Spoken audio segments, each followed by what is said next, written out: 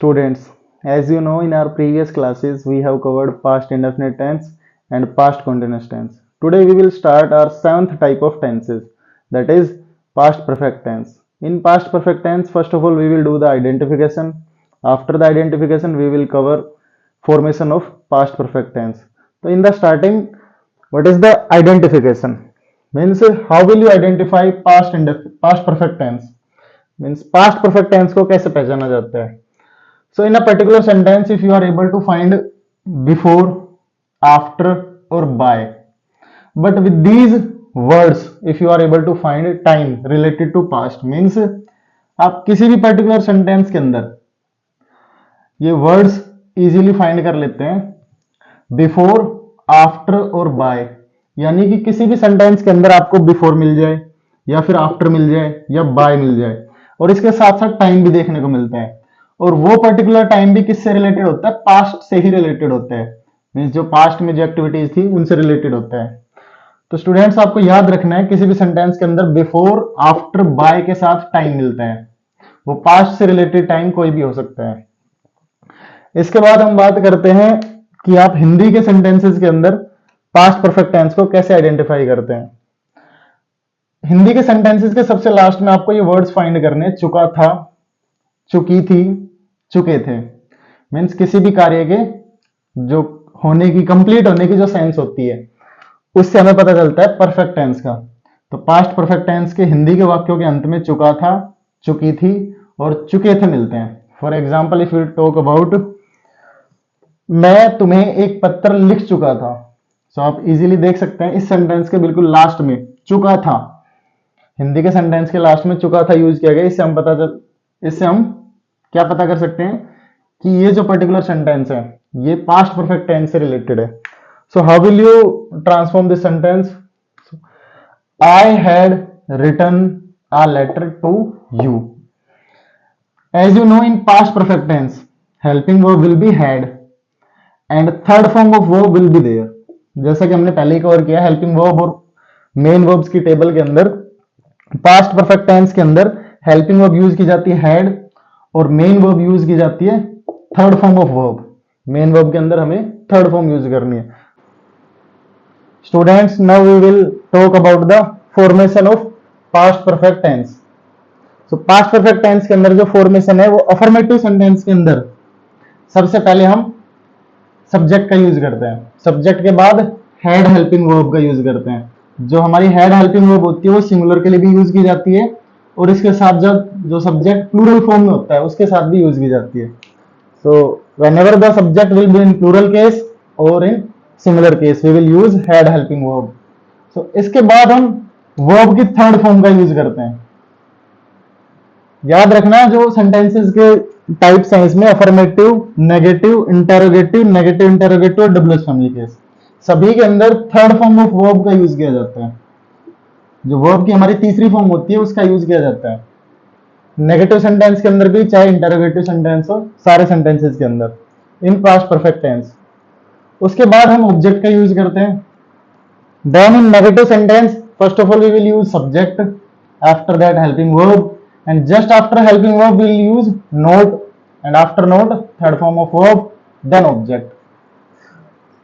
Students, यदि हम interrogative sentence की बात करते हैं तो इंटरोगेटिव सेंटेंस के अंदर सबसे पहले हेल्पिंग वर्ब का यूज किया जाता है, उसके बाद सब्जेक्ट और सब्जेक्ट के बाद थर्ड फॉर्म ऑफ वर्ब का यूज किया जाता है और सबसे लास्ट में ऑब्जेक्ट का यूज किया जाता है।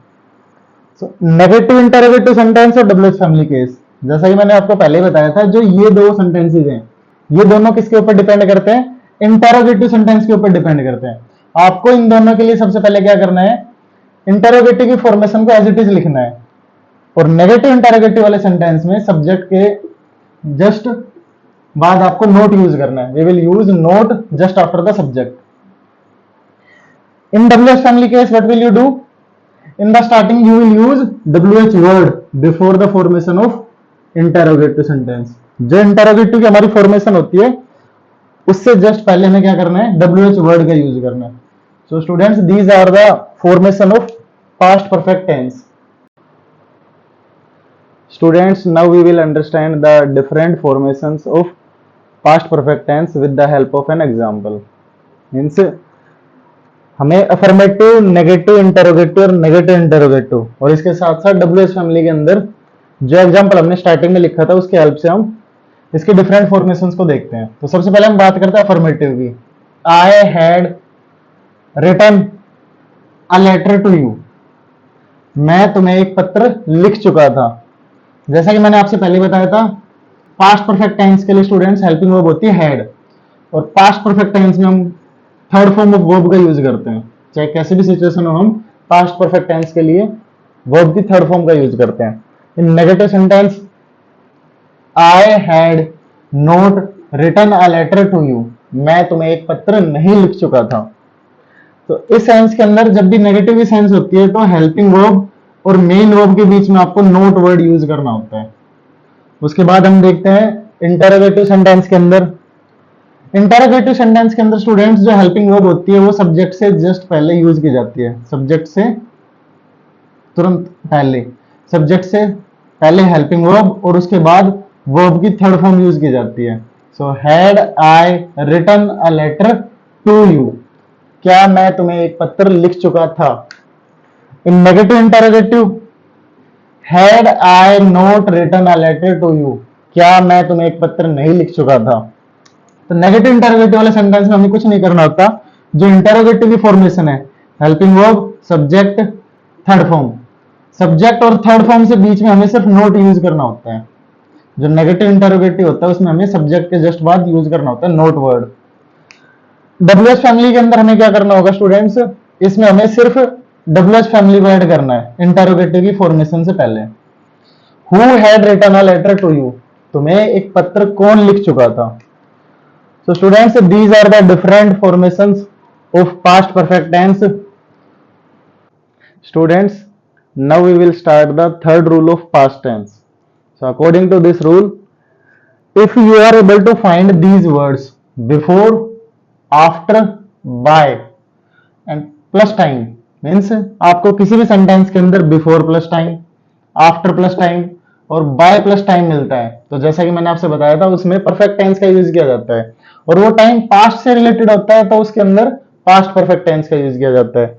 लेकिन इस रूल के अकॉर्डिंग यदि आपको किसी पर्टिकुलर सेंटेंस के अंदर स्टार्टिंग वाले हिस्से के अंदर, मींस जो पहला पार्ट होता है किसी भी सेंटेंस का, तो उसके अंदर आपको पास्ट इंडेफिनिट टेंस मिल जाता है, तो उसके सेकंड पार्ट के अंदर जो बाद वाला हिस्सा है तो उसके अंदर हमें पास्ट परफेक्ट टेंस का यूज करना होता है। For example, by the time he reach the station, first part, the train had left, second part. तो सबसे पहले हम फर्स्ट पार्ट के अंदर टेंस को आइडेंटिफाई करने की कोशिश करते हैं। By plus time it is given, he reached, subject plus second form, so simply past indefinite tense is given. जैसा कि मैंने बताया था सेंटेंस के पहले पार्ट के अंदर, पहले वाले हिस्से के अंदर पास्ट इंडेफिनिट टेंस दिया हुआ है, तो सेकंड पार्ट के अंदर याद रखना स्टूडेंट्स, तो हमें बाद वाले हिस्से के अंदर हमें पास्ट परफेक्ट टेंस का यूज करना होता है। The train had left, helping verb had plus third form, past perfect tense means मेरे स्टेशन पहुंचने से पहले ट्रेन जा चुकी थी। Second example, before I left Florence I had wanted to visit the gallery. In the first part if you will observe, before और after और by, there are three words, तो हमें बिफोर तो मिल गया। उसके बाद हमें देखना है पहले पार्ट के अंदर कौन सा टेंस यूज किया गया है, subject plus second form, I left, past indefinite tense is there, तो सेकंड पार्ट के अंदर हमें पास्ट परफेक्ट टेंस का यूज करना है। I had wanted, helping verb had plus third form, past perfect tense, I had wanted to visit the gallery. तो मेरे Florence जाने से पहले मैं कहां जाना चाहता था, गैलरी में जाना चाहता था। तो students, these are the rules for past tense. Students, now we will start our next part, that is past perfect continuous tense. So in past perfect continuous tense we will understand identification, formation and examples of past perfect continuous tense. In the starting, first of all we will try to understand how to identify past perfect continuous tense. As I told you, you will have to observe since or for in an English sentence plus time, means किसी भी sentence के अंदर आपको since या four दिया होता है, वो भी टाइम के साथ, और वो टाइम कौन सा होता है, वो पास्ट से रिलेटेड होता है। पास्ट के अंदर ऐसी कोई एक्टिविटीज होती हैं जो पहले हो चुकी है, उनसे रिलेटेड कोई भी टाइम होता है और वो सिंस और फॉर के साथ यूज किया जाता है। इन हिंदी सेंटेंसेस से रहा था, से रही थी, से रहे थे। तो स्टूडेंट्स, यदि आपको किसी भी सेंटेंस के अंदर सबसे लास्ट में से रहा था, से रही थी, से रहे थे मिल जाते हैं, तो आपको इजीली पता चल जाता है कि उस सेंटेंस के अंदर पास्ट परफेक्ट कंटीन्यूअस टेंस का यूज हुआ है। फॉर एग्जांपल, मैं सुबह से पढ़ रहा था से, मैं सुबह से पढ़ रहा था। I had been reading since morning. So simply these are the identification, means easily you can say that how to identify past perfect continuous tense. Students, now we will understand the formation of past perfect continuous tense. Means past perfect continuous tense के अंदर जो different sentences होते हैं, affirmative, negative, interrogative, negative interrogative और WH family के sentences होते हैं, जो different cases होते हैं, इनके अंदर कौन कौन सी फॉर्मेशन यूज की जाती है।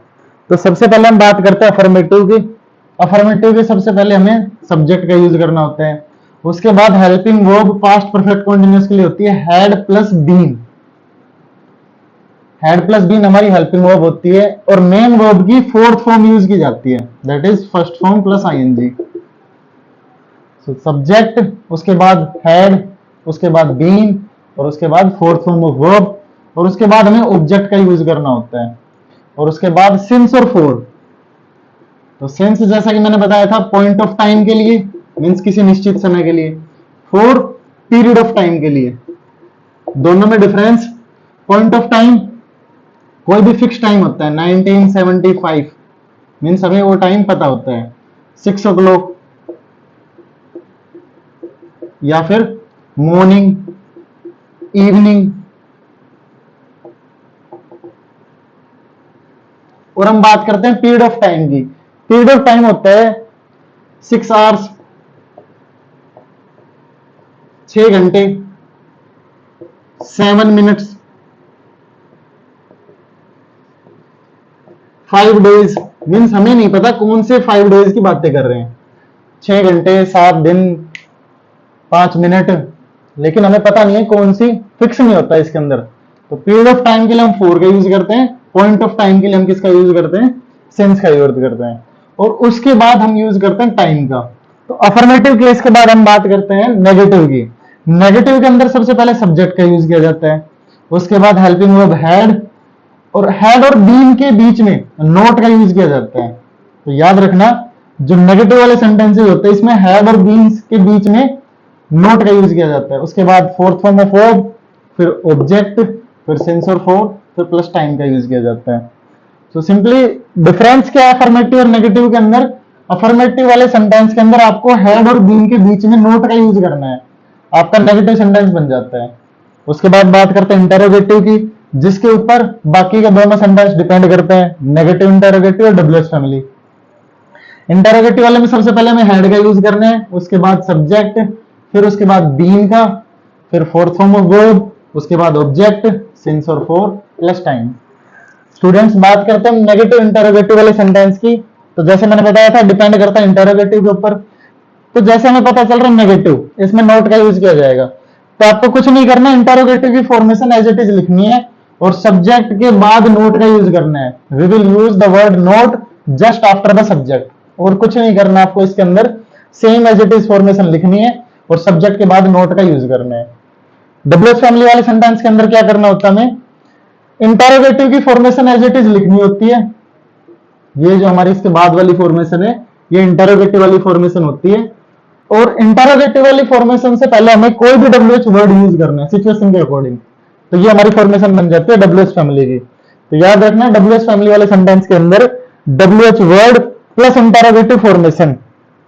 So students, these are the formations of affirmative, negative, interrogative, negative interrogative, WH family cases of past perfect continuous tense. Students, now we will transform the sentence in affirmative, negative, interrogative and negative interrogative, and in WH family case. So with the help of an example, we will understand the different formations. First one in affirmative.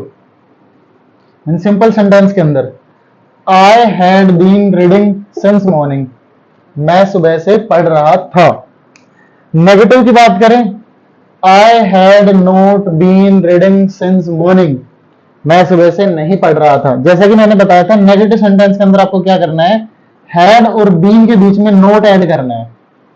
In interrogative sentence, had I been reading since morning, क्या मैं सुबह से पढ़ रहा था। Subject से just पहले आपको हेल्पिंग वर्ब यूज करनी है और उसके बाद बीन का यूज करना है इंटरोगेटिव वाले सेंटेंस के अंदर। नेगेटिव इंटरोगेटिव के अंदर इंटरोगेटिव की फॉर्मेशन को एज इट इज लिखना है। नेगेटिव के लिए आपको नोट वर्ड यूज करना है। इंटरोगेटिव की फॉर्मेशन को लिखा, सब्जेक्ट के तुरंत बाद आपको नोट वर्ड ऐड करना है। Had I not been reading since morning, क्या मैं सुबह से नहीं पढ़ रहा था। डब्ल्यूएच फैमिली वाले केस के अंदर क्या करना है, आपको इंटरोगेटिव की फॉर्मेशन को लिखना है और उससे पहले डब्ल्यूएच वर्ड को यूज करना है। Why had I been reading since morning, मैं सुबह से क्यों पढ़ रहा था। Students, these are the different formations or different cases of past perfect continuous tense: affirmative, negative, interrogative, negative interrogative, and WS family cases.